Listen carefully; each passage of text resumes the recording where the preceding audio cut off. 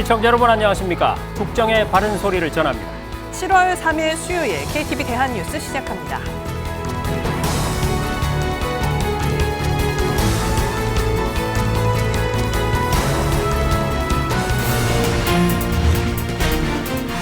윤석열 대통령이 하반기 경제정책 방향을 논의하는 회의를 주재했습니다.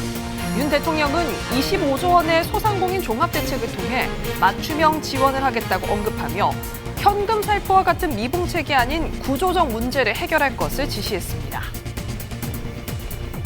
도움이 절실한 소상공인들에게 맞춤형으로 충분한 지원을 펼치고 구조적인 대책을 추진할 것입니다. 소상공인 지원 방향으로 정부는 소상공인의 채무 부담을 줄이는 등 금융 비용을 최대한 낮추겠다고 밝혔습니다. 또한 이달부터 소상공인 전기료 지원 대상을 확대해 최대 50만 명이 추가로 혜택을 보게 될 전망입니다. 잠시 소강 상태를 보였던 장맛비가 내일부터 수도권과 충청을 중심으로 다시 내립니다. 기상청은 시간당 30에서 50mm 이상의 폭우가 쏟아질 수 있는 만큼 철저한 시설물 관리를 당부했습니다. 근로자 23명이 사망한 화성 아리셀 공장 화재 사고와 관련해 고용노동부가 2주간 특별 감독에 나섭니다. 안전보건수칙 전반에 대한 준수 여부를 확인할 계획입니다. 첫 소식입니다. 윤석열 대통령이 하반기 경제정책 방향과 역동경제 청사진을 밝히는 회의를 주재했는데요. 윤 대통령은 여전히 어려움을 겪고 있는 소상공인에 대한 지원을 강조하면서 특히 현금 살포와 같은 미봉책이 아닌 구조적인 문제 해결을 지시했습니다. 최영은 기자입니다. 윤석열 대통령이 하반기 경제 정책 방향을 논의하는 회의를 주재했습니다. 윤 대통령은 먼저 민생 경제를 일으키기 위해 정부와 기업, 국민이 노력한 결과 지난 1분기 경제 성장률이 시장 예상을 뛰어넘고 국제적으로도 높은 평가를 받고 있다고 밝혔습니다. 재정 건전성을 지키면서 민간 주도 시장 중심의 경제 기조를 일관되게 추진하고 노사 법치주의를 확립하여 파업으로 인한 근로 손실 일수가 역대 정부 평균의 3분의 1 수준으로 감소했고 이러한 것이 이와 같은 경제 성과를 도출한 것이 아닌가 생각이 됩니다. 윤 대통령은 다만 이 같은 성장세가 민생 경제 활력으로 이어지지 않고 있다고 지적했습니다. 특히 소상공인에 대해서는 코로나19 이후 여전히 어려움을 겪는다며 맞춤형으로 지원해야 한다고 밝혔습니다.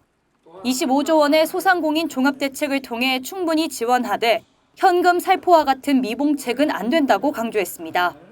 왜 25만 원만 줍니까? 국민 1인당 한 10억씩, 한 100억씩 줘도 되는 거 아니에요? 포퓰리즘적인 현금 나눠주기식이 아니라 도움이 절실한 소상공인들에게 맞춤형으로 충분한 지원을 펼치고 구조적인 대책을 추진할 것입니다. 이와 함께 안정적인 민생을 위해 자산 형성 기회를 제공하는 밸류업 프로그램을 확대하고 주택 공급 문제도 손보겠다는 뜻을 밝혔습니다. 윤 대통령은 아울러 먹거리 물가에 대해선 국민의 가장 직접적인 부담이라고 진단하며 첨단 과학기술을 활용한 농축수산업 생산성 향상 등 구조적인 문제를 개선하겠다고 덧붙였습니다. KTV 최영은입니다. 네, 앞서 윤석열 대통령이 강조했듯이 정부는 하반기에 소상공인들에 대한 집중적인 지원에 나설 계획인데요. 대출 요건을 완화해서 채무 부담을 줄여주고 전기료나 임대료 같은 고정 비용도 적극 지원하기로 했습니다. 계속해서 김유리 기자가 보도합니다. 34년째 정육점을 운영 중인 권혜경 씨. 고금리에 소비자들이 지갑을 닫으면서 가게를 찾는 발걸음도 뚝 끊겼습니다. 매달 나가는 비용은 그대로인데 매출은 반토막 나면서 말 그대로 남는 게 없습니다. 소비를 덜하기 위해서 안 나오시는 것 같아요. 이자 부담은 크고 지금 현재 나가는 지출은 많은데 그거를 충당을 다 못하니까 종업원도 쓰지를 못하고 저금리로 좀 해주시면 부담이 덜 될 것 같고. 코로나를 겪으며 늘어난 채무에다 고금리 장기화에 따른 비용 부담까지 더해지며 소상공인들의 어려움은 커져만 가는 상황. 정부는 우선 가용수단을 총동원해 금융비용을 최대한 낮추겠다고 밝혔습니다. 정책자금과 보증부 대출이 상환 기간을 연장하고 저금리 대출로 전환을 지원하여 최대 82만 명의 채무 부담을 덜어드리겠습니다. 고정비용 부담 완화를 위한 지원도 강화하기로 했습니다. 이달부터 소상공인 전기료 지원 대상을 연매출 6천만 원 이하로 확대해 최대 50만 명이 추가로 혜택을 보게 될 전망입니다. 소상공인에게 임차료를 인하한 임대인에 대한 세액공제도 내년 말까지로 연장하고 음식점 등에 대한 배달료 지원도 내년부터 추진될 예정입니다. 경영 악화에 빠진 소상공인들을 위해 새출발 기금 지원 규모를 10조 원 이상 늘리고 취업, 재창업 지원 강화로 재기를 뒷받침합니다. 이러한 지원들을 한 번에 안내받고 이용할 수 있는 원스톱 플랫폼도 가동할 계획입니다. 이와 함께 내년도 주요 민생 지원 예산을 확대 편성해 청년, 노인 등에 대한 맞춤형 지원에도 나섭니다. 국가장학금과 근로장학금 수혜 대상을 늘리고 연 최대 240만 원을 지원하는 주거장학금을 신설할 예정입니다. 또 정부가 양육비 선지급 후 비양육자에게 환수하는 한부모 가족 양육비 선지급제를 단계적으로 도입하고 고령자 복지주택도 연간 1,000가구에서 3,000가구로 확대할 방침입니다. KTV 김유리입니다. 경제 정책 방향은 정부가 일방적으로 발표하는 형식을 띠곤 했는데 이번엔 기존과 많이 달랐습니다. 소상공인과 기업인 등 민생 현장의 정책 수요자들이 직접 의견을 밝히는 자리가 마련된 건데요. 이 소식은 문기혁 기자가 전해드립니다. 하반기 경제정책 방향을 발표하는 자리에는 소상공인과 기업인 등 일반 국민이 함께했습니다. 올해 초 국민과 함께하는 민생 토론회에서 올해 경제정책 방향을 논의한 데 이어 하반기 경제정책 방향도 국민과 함께 머리를 맞댄 겁니다. 코로나 이후 늘어난 빚을 감당하지 못해 폐업을 했다. 소상공인의 채무 조정을 돕는 새출발 기금으로 제기해 재취업을 했던 한 참석자는 소상공인을 위한 재취업 지원 등의 목소리를 냈습니다. 사업을 정리하신 후 취업을 원하실 경우 막막할 거라고 생각이 듭니다. 때문에 자영업자를 위해 교육 및 재취업 프로그램이 활성화되었으면 좋겠습니다. 정부는 초기 단계부터 종합적으로 소상공인의 재취업을 돕는 원스톱 지원 체계를 구축하겠다고 밝혔습니다. 내년부터는 이 자영업자 특화된 그 국민취업지원제도를 활용한 특화 프로그램을 제공할 예정입니다. 그래서 구직 촉진 수당, 취업 활동 지원 비용을 지원을 할 예정입니다. 한국 경제의 역동성을 되찾기 위한 생생한 토론도 있었습니다. 회의에 참석한 한 기업인은 산업구조 개편과 다양화, 그리고 이를 가능케 하는 자본시장과 인적자원 구축을 제언했습니다. 특정 몇몇 그 제조업 위주의 성장이 한계에 직면했기 때문에 다양한 분야로 좀 그 산업의 중심이 전환을 해야 됩니다. 그 각종 그 정부의 그 규제 완화와 그리고 그 지원이 필요할 것이라고 생각을 합니다. 정부는 중장기적인 관점에서 우리 경제의 구조적 문제를 해결해 나갈 방침입니다. 그런 규제라든지 그다음에 제도나 정책이 이건 좀 잘못돼 있다. 아니면 어떤 상황 변화에 따라서 제대로 설계가 안 돼 있다라는 문제 의식입니다. 그래서 우리의 제도와 설계들을 다시 한번 짚어보고 회의를 주재한 윤석열 대통령은 현장과의 소통을 강조했습니다. 현장과 계속 소통하면서 민생 경제 해결 방안을 찾아 나가고 또 정부 부처가 힘을 모아 경제 회복 온기가 모든 국민에게 퍼지도록 힘을 다해달라고 당부했습니다. KTV 문기혁입니다. 어려운 사람들을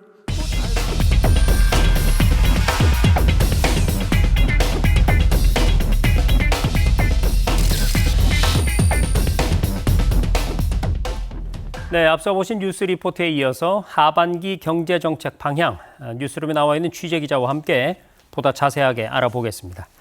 자, 조태현 기자, 먼저 정부가 이번 하반기 경제정책 방향의 중점을 어디에 뒀다고 보면 될까요? 네, 정부는 올 하반기 우리나라의 경기 회복세가 개선될 것이라고 보고 있는데요. 물가는 2% 초중반대로 둔화되고 수출 회복세가 유지되며 경기 개선 흐름이 지속될 전망입니다. 다만 상당 기간 누적된 고물가, 고금리 영향이 크고 수출 내수 부문별 회복 속도 차이로 당분간 체감 경기는 어려울 것으로 보입니다. 이에 정부는 올 하반기 민생 안정에 집중하기로 했는데요. 물가 잡기에 총력을 기울이고 취약계층을 지원하는 등 다양한 정책을 마련했습니다. 자, 그러면 하반기에 어떤 경제 정책들이 추진될지 하나씩 살펴볼까요? 자, 먼저 물가 관리를 위해서 약 5조 6천억 원이 투입된다고 하는데 이 돈이 구체적으로 어디에 쓰이는 건가요? 네, 정부는 먼저 국민이 주로 소비하는 양배추나 바나나 등 51개 농산물과 식품 원료에 대한 할당 관세를 약 1,600억 원 규모로 적용해 가격 안정을 유도하기로 했습니다. 또 과일 계약 재배를 확대하는 한편 김 신규 양식장을 개발하는 등 수급 우려에 대해 선제적으로 대비할 예정입니다. 저소득층을 대상으로는 현재 시중 가격의 40%로 판매하고 있는 정부 양곡을 20% 추가 인하해 판매합니다. 아울러 정부는 도시가스 등 공공요금의 원가를 절감하고 생산성을 향상하는 등 인상 요인을 최소화할 계획입니다. 불가피한 경우는 인상시기 분산 등을 통해 국민 부담을 완화할 예정인데요. 한편 예식장 대여, 메이크업 등 결혼 관련 주요 서비스에 대해 정기적으로 가격을 조사하고 공개하는 등 정보 제공을 확대해서 편법 인상을 방지하기로 했습니다. 자, 그런가 하면 이 서민들의 핵심 생계비를 줄여주기 위한 대책들도 여러 가지가 마련이 됐죠? 네, 그렇습니다. 한번 분야별로 살펴보겠습니다. 먼저 식품입니다. 정부는 현재 농식품 바우처 프로그램을 운영 중입니다. 저소득층과 취약계층에게 지원하는 월 식료품비라고 생각하시면 됩니다. 현재 지자체 24곳 정도의 유통 중인데 내년까지 이 바우처를 유통하는 지자체를 229곳까지 확대합니다. 또 교육 분야를 살펴보면 올해 2학기 학자금 대출 금리를 1.7%로 동결하고요. 학자금 대출 지원 대상과 이자 면제 대상을 확대해서 교육비 부담을 줄일 예정입니다. 또 복권기금 100억 원을 활용해 재난적 의료비를 늘리기로 했습니다. 기존에는 동일한 질환에 대해 발생한 의료비만 합산해서 지원 여부를 판단했다면 앞으로는 1년 이내 발생한 모든 질환에 대한 의료비를 합산해 지원합니다. 아울러 정부는 하반기 중 단통법 폐지를 재추진하고 알뜰폰 경쟁력을 높여서 통신비를 줄일 계획입니다. 자, 서민들과 취약계층에게 가장 절실한 부분인 핵심 생계비 함께 알아봤고요. 그러면 이 밖에 정부가 준비한 서민 지원 정책들 또 어떤 것들이 있을까요? 네, 정부는 우선 실업자와 비정규직이 생계 부담 없이 직업 훈련에 전념할 수 있도록 돕습니다. 예를 들어서 올해 12월까지 한시적으로 1인당 생계비 대부 한도를 1,000만 원에서 1,500만 원으로 확대합니다. 또 취업 준비생이 취약계층인 경우 국가 전문 자격 시험에 응시할 때 응시료 부담을 경감할 수 있도록 제도 개선을 추진합니다. 불법 추심 피해자에 대한 지원책도 마련됐는데요. 지금까지는 피해자 대상으로만 무료 법률 서비스를 지원했습니다. 그런데 앞으로는 불법 추심 피해를 입거나 피해 우려가 있는 채무자의 관계인, 그러니까 가족과 지인까지 확대합니다. 네, 그리고 내수 활성화를 목표로 국민들의 소비 촉진을 돕는 정책도 마련이 됐는데 끝으로 이 부분도 좀 소개해 주시죠. 네, 맞습니다. 정부는 구매 부담이 큰 자동차 소비 촉진을 위해 3종 패키지를 먼저 지원하기로 했습니다. 친환경차 개별 소비세 감면 특례 적용 기한을 2026년까지 추가 연장하기로 했습니다. 또 전기 승용차에 한해 적용 중인 업계 할인 비례 전기차 추가 보조금 지원 대상을 전기 화물차로 확대할 계획입니다. 국내 관광 활성화를 위한 몇 가지 정책도 마련됐는데요. 먼저 추석 기간 비수도권 대상 국내 관광 숙박 쿠폰을 20만 장 발행합니다. 또 도시민의 체험 영농 확산을 위해 농촌 체류형 쉼터를 12월에 도입할 예정인데요. 본인 소유의 농지에 농지 전용 허가 절차 없이 체험 영농 활동을 위한 임시 숙소를 설치할 수 있도록 하는 겁니다. 이외에도 농어촌 민박 면적 제한을 완화하는 등 규제 합리화도 시행될 예정입니다. 네, 지금까지 취재기자와 함께 정부의 하반기 경제정책 방향 짚어봤습니다. 조태영 기자 수고 많았습니다.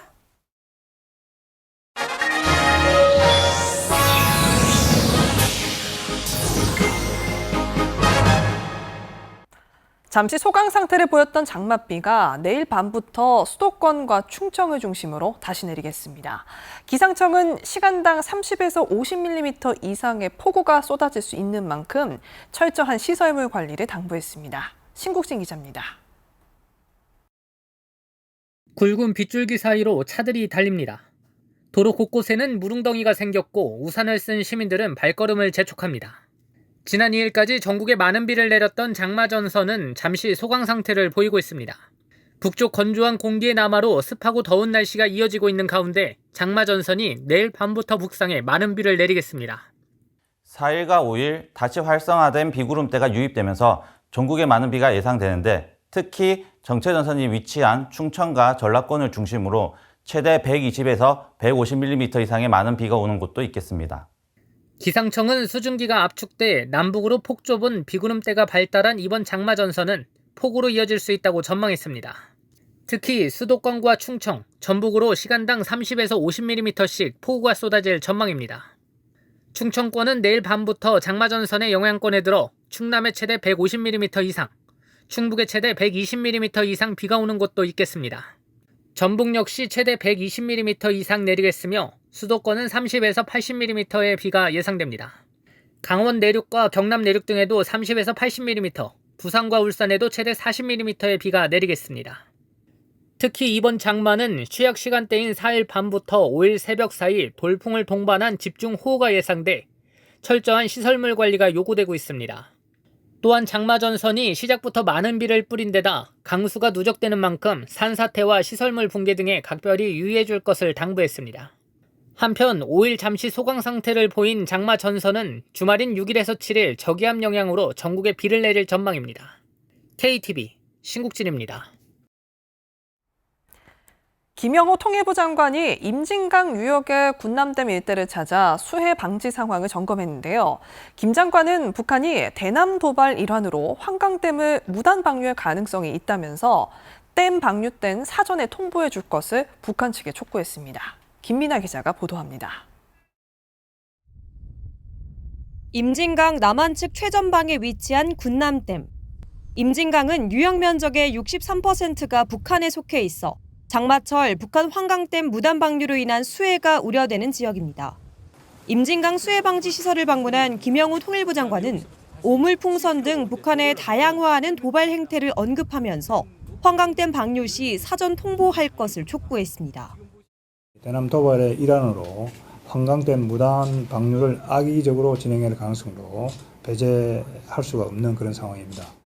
북한에게 이 환강댐을 방류할 시 남북 간 합의대로 사전에 반드시 통보해 줄 것을 이 자리에서 다시 한번 촉구를 합니다. 지난 2009년 북한의 무단 방류로 우리 국민 3명이 사망하고 3명이 실종됐습니다. 이후 북한은 댐 방류 시 사전 통보하기로 합의했지만 세 차례의 사전 통보 이외에는 무단 방류를 이어오고 있습니다. 환강댐의 총 저수량은 3억 5천만 톤으로 군남댐의 5배에 달합니다. 때문에 북한이 환강댐 수문을 열면 연천 군남댐의 수위가 크게 오릅니다. 지난 2020년 여름에는 북한의 환강댐 무단 방류로 경기 파주 연천 일대 주택 70채가 유실되고 주민들이 긴급 대피하는 소동이 빚어졌습니다. 김 장관은 합의 이행과 함께 남북 연락 채널 정상화를 촉구했습니다. 우리 국민의 생명 안전과 직결되는 인도주의적 사안이므로 통신선을 복구해 사전에 통보하라고 강조한 겁니다. 정부는 접경지역 재난사고 위기관리 매뉴얼에 따라 대응 체계를 운영하는 등 24시간 감시 대응 태세를 유지할 방침입니다. KTV 김민아입니다. 정부가 이면택 회장 등 대한의사협회 지도부에 집단행동 및 집단행동교사 금지 명령을 공시했습니다.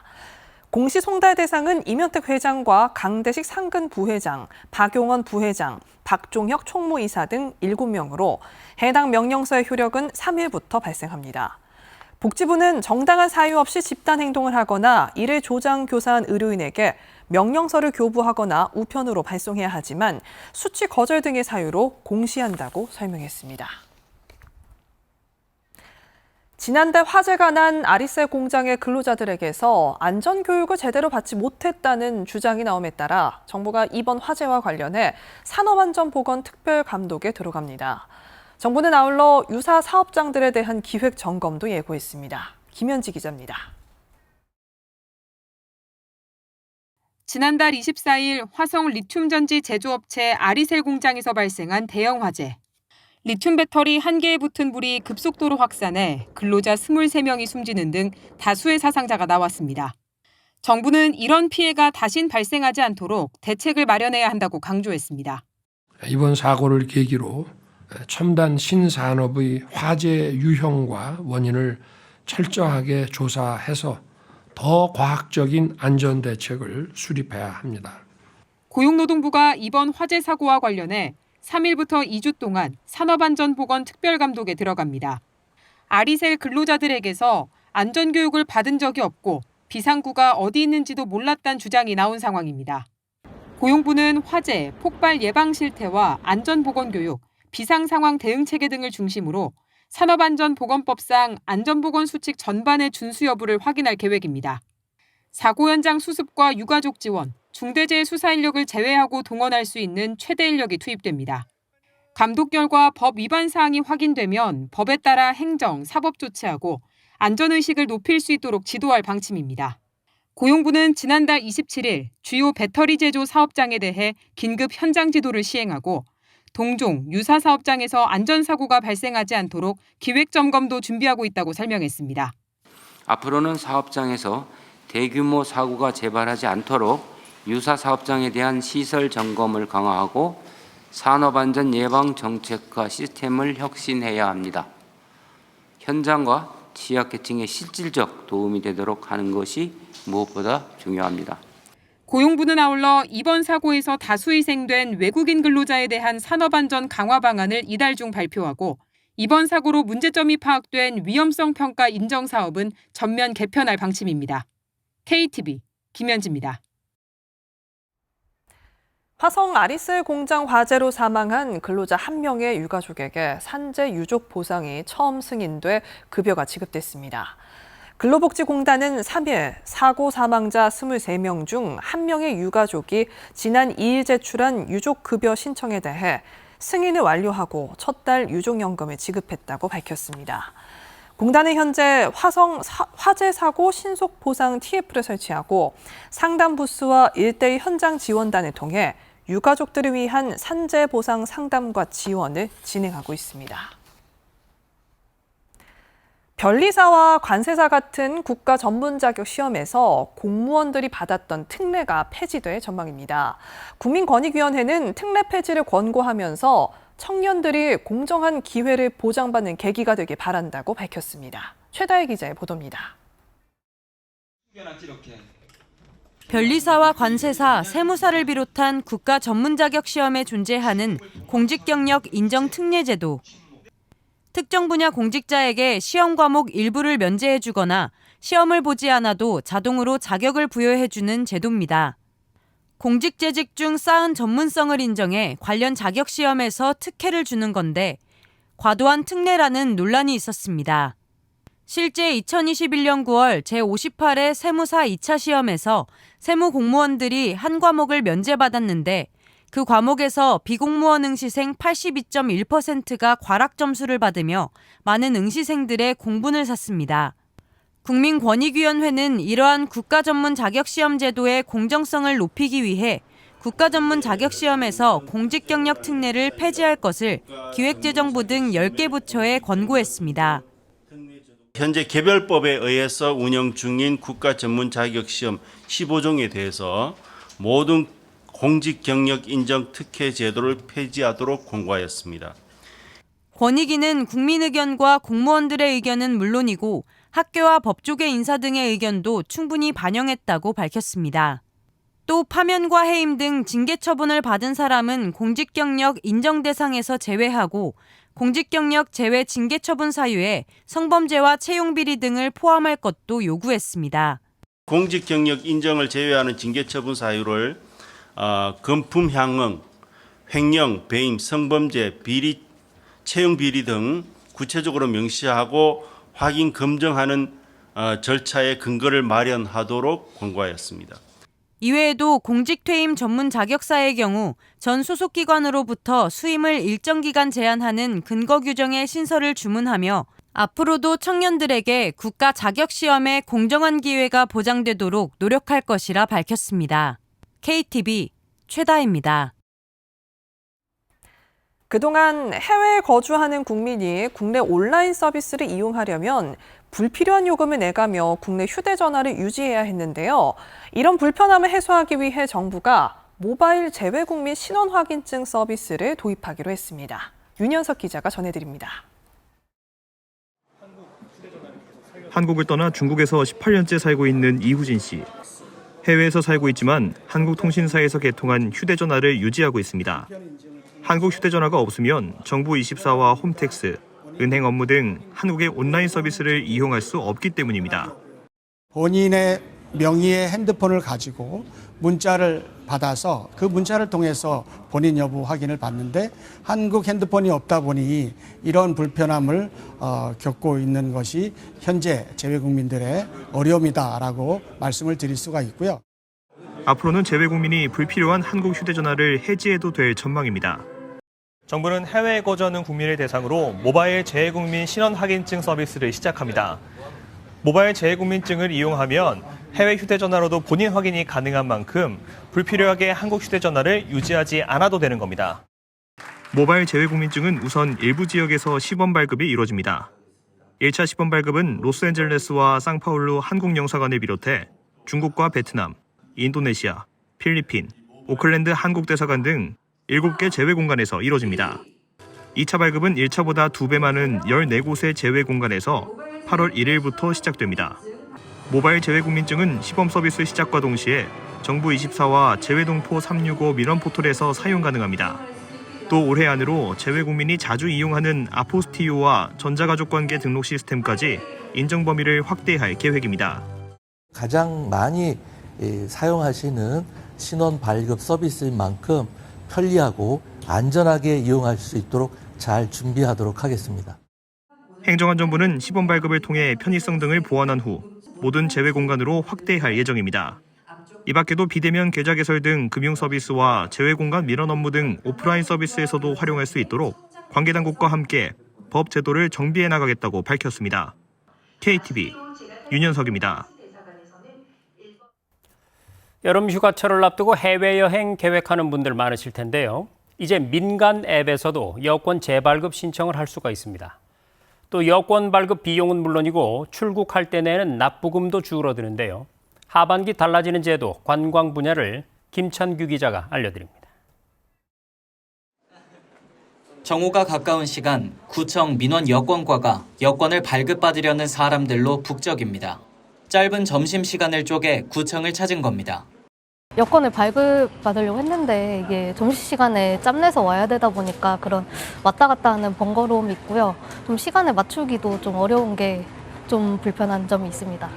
여권을 만들 때와 찾을 때 많게는 2번 방문해야 하다 보니 휴가를 내기도 합니다. 여권을 재발급할 때 이렇게 시군구청을 직접 방문하거나 정부 24를 통해 신청해야 했는데요. 이제 민간 앱을 통해 보다 편리하게 신청할 수 있습니다.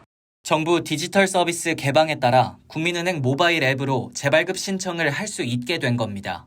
공공 앱을 통해서만 제공받던 공공 서비스를 이제는 국민 여러분께서 평소 친근하게 사용하시던 민간 앱을 통해서도 제공받을 수 있게 되십니다. 이와 함께 여권 발급에 드는 비용이 인하됩니다. 여권을 만들 때 수수료와 국제교류 기여금을 함께 내게 되는데요. 이 기여금이 면제되거나 줄면서 여권 발급 비용이 낮아진 겁니다.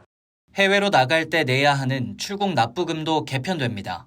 공항은 2세 미만, 항만은 6세 미만의 어린이만 출국 납부금이 면제됐는데 7월부터 12세 미만으로 확대됩니다. 출국 납부금도 7,000원으로 3,000원 줍니다. 지난 3월 비상경제민생회의에서 실생활과 밀접한 부담금을 정비하기로 한 데 따른 겁니다. 국민과 기업에게 부담을 주는 부담금을 정비할 것입니다. 당장 폐기하기 어려운 14개 부담금은 금액을 감면해서 국민의 부담을 확실하게 덜어드리겠습니다. 이 밖에도 여행업계 부담과 창업 문턱을 낮추기 위해 관련 규제가 한시적으로 완화됩니다. 기존에는 여행업 보증보험을 휴업 중에도 유지해야 했는데 이번 달부터 내후년 6월까지 휴업 통보 뒤 6개월이 지나면 해약할 수 있습니다. 영업을 안 하는데 의무적으로 유지를 해야 되는 부분들이 좀 있어서 부담을 줄이기 위해서 한시적으로 낮추는데 소비자 보호 차원에서는 6개월까지는 우리가 유지를 해야 된다는. 같은 기간 국내 여행업 등록에 필요한 자본금도 750만 원으로 절반 줄어듭니다. KTV 김찬규입니다. 지적 장애인은 포함되지 않지만 일반 교육 수준을 따라가긴 어려운 느린 학습자들, 바로 경계지능 학생에 대한 설명인데요. 이들을 위한 정부의 첫 종합 대책이 나왔습니다. 조기 발견을 돕고 생애 주기별로 맞춤형 지원을 제공한다는 방침입니다. 박지선 기자의 보도입니다. 국내 경계선 지능에 해당하는 국민은 전체의 13.6%로 추정됩니다. 이들은 일반 교육을 수행하거나 사회 적응에 어려움을 겪지만 지적 장애에는 포함되지 않아 정부 지원 사각지대에 놓여 있습니다. 정부가 사회관계 장관회의를 열고 경계선 지능인에 대한 첫 종합대책을 마련했습니다. 정부 최초로 수립하는 경계선 지능인 대상 종합 방안으로서 발굴, 진단, 맞춤형 지원에 이르는 다양한 정책 과제를 담았습니다. 정부는 먼저 올해 하반기에 국내 경계선 지능인에 대한 첫 실태조사에 나섭니다. 구체적인 정책 수요를 파악하고 조기 발견에 도움이 되는 이들 특성에 대한 정보를 얻기 위해서입니다. 이를 통해 경계선 지능 증상을 조기에 파악할 수 있는 선별 도구도 개발할 예정입니다. 생애 주기별 지원도 제공합니다. 영유아기 관련 증상에 대한 심리 정서 상담을 강화하고 학령기엔 학교 내 학생 맞춤 통합 지원팀을 통해 학습 속도와 수준을 고려한 맞춤형 학습 지원을 추진합니다. 성인이 되면 지역 평생교육원 등을 통해 직업훈련과 생활 능력 향상 등을 도와 사회적 자립을 지원합니다. 이날 회의에서는 장애인 개인 예산제 시범사업 추진 계획도 논의됐습니다. 장애인이 주어진 예산 범위 내에서 자신의 필요와 상황에 따라 재화와 서비스를 직접 선택해 쓸 수 있는 제도인데 이달부터 전국 8개 지역에서 시범사업이 실시됩니다. 참여자들은 자신의 장애인 활동 지원급여의 20% 범위 내에서 필요한 서비스를 선택해 이용할 수 있습니다. 정부는 이번 시범사업을 바탕으로 추진 상황을 점검한 뒤 2026년부터 본격 도입한다는 계획입니다. KTV 박지선입니다. 금융당국이 1,000억 원 규모의 불법 공매도 혐의가 적발된 글로벌투자은행에 과징금을 부과했습니다. 금융위원회 증권선물위원회는 제13차 회의에서 공매도 규제를 위반한 구 크레디트 스위스 그룹 소속 2개 계열사에 과징금 총 271억 7,300만 원을 부과하는 조치를 의결했습니다. 이는 2021년 4월 무차입 공매도에 대한 과징금 제도 시행 이후에 부과된 과징금 가운데 역대 최대 수준입니다.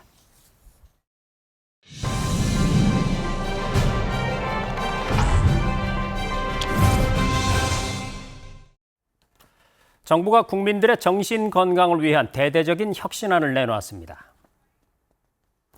이 문제를 다루는 첫 회의를 직접 주재한 윤석열 대통령은 정신 건강의 전 주기를 아우르는 정책의 대전환을 표명했는데요. 정부가 이렇게까지 발벗고 나선 데는 너무 많은 국민이 정신적인 어려움을 겪고 있다는 심각한 문제의식이 자리하고 있습니다. 대한민국은 경제협력개발기구 38개 나라 중에 자살률은 1위인 반면에 삶의 만족도는 34위에 불과합니다. 정신질환 치료비도 2015년 4조 원대에서 2021년에 6조 원대로 늘었습니다. 경미한 정신질환도 쉬쉬하는 경향을 감안하면 드러난 비용은 빙산의 일각이라는 분석도 나옵니다. 정부는 예방과 치료, 회복까지 전 주기를 아우르는 정책의 혁신을 제시했는데요. 먼저 예방 측면에선 오는 2027년까지 총 100만 명에 대한 심리 상담을 지원하고 치료 부문에선 병동 이용 수가를 정비하는 한편 장기 지속형 주사제 본인 부담금 면제를 추진합니다. 아울러 지역별 재활시설을 확충하고 독립을 위한 일자리와 주거 지원도 늘리기로 했습니다. 자, 그런데 한 가지 이 모든 정책에 우선하는 선결 요건이 있으니 바로 정신 건강에 대한 인식의 변화입니다. 정부가 효과적이고 지속적인 대국민 캠페인을 계획하는 이유가 여기에 있는데요. 마음도 가끔은 감기에 걸리고 감기는 치료하면 낫습니다. 정책의 자물쇠를 여는 열쇠말, 당신의 마음은 안녕하십니까? 였습니다.